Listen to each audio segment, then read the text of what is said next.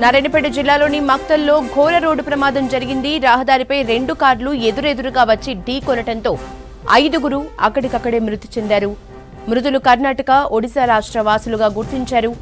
చనిపోయిన వారిలో 2 మహిళలు, ఓ చిన్నారి ఉన్నట్లు తెలుస్తోంది. మృతదేహాల్ని పోస్ట్మార్టం నిమిత్తం మక్తల్ ప్రభుత్వ హాస్పిటల్కి తరలించారు. ఒడిశా రాష్ట్రానికి చెందిన కసంత్ కుమార్ నేవీలో పనిచేస్తున్నారు. విశాఖకు ట్రాన్స్ఫర్ కావడంతో కుటుంబ సభ్యులతో కలిసి వెళ్తుండగా ప్రమాదం జరిగినట్లు తెలుస్తోంది. నారాయణపేట జిల్లా మక్తల్ మండలం జక్లేర్ సమీపంలో ఈ ఘోర రోడ్డు ప్రమాదం జరిగింది. ఈ 2 వెహికల్స్ ఎదురెదురుగా రావడంతో ఈ ప్రమాదం జరిగింది.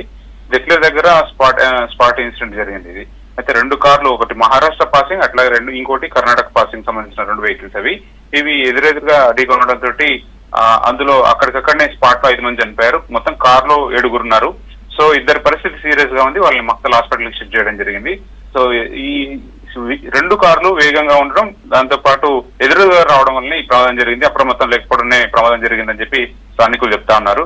సో మృతులకు సంబంధించిన వివరాలు కనుక పరిశీలిస్తే ఈ ఒడిశా రాష్ట్రం కటక్ జిల్లాకు చెందినటువంటి కసంత్ కుమార్ నేవీ ఆఫీసర్. ఈయన భార్య తన కూతురుతో కలిసి ఈయనకు రీసెంట్ గా ట్రాన్స్ఫర్ అయింది. సో వైజాగ్ లో రిపేర్ చేయడానికి వెళ్తున్న క్రమంలోనే ఈ ప్రమాదం జరిగింది. మరోవైపు ఎదురుగా వస్తున్నటువంటి వెహికల్ లో ఇంకో వెహికల్ లో కర్ణాటక సంబంధించినటువంటి ప్యాసింజర్స్ ఉన్నారు. వాళ్ళు సైదాపూర్ సంబంధించినటువంటి వ్యక్తులు. ఆ సైదాపూర్ సంబంధించిన వాళ్ళు కూడా 3 చనిపోయారు. సో ఆ వెహికల్ లో కూడా 4 ప్రయాణికులు ఉన్నారు. సో ఆ వెహికల్ లో ఒకరు ఇప్పుడు ప్రాణాపాయ స్థితిలో ఉన్నారు.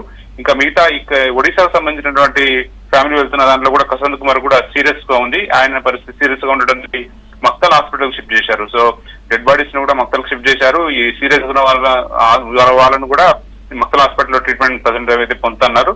సో పరిస్థితి విషమంగా ఉందని చెప్పవచ్చు. పోలీసులు అయితే కేసు నమోదు చేసి దర్యాప్తు చేస్తున్నారు. యశోద. Thank you Balakrishna.